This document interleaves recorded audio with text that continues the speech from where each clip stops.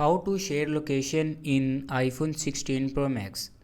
So let's start the video. First of all, open settings and then scroll down and click on privacy and security, and then click on location services and turn on location services. After turning on location services, you can see the option share my location. Click on share my location.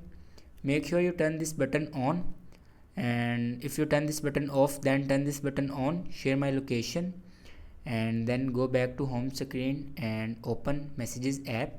You can share your location from here, and then open a chat and then click on this plus icon and then click on more, and here you can see the option location.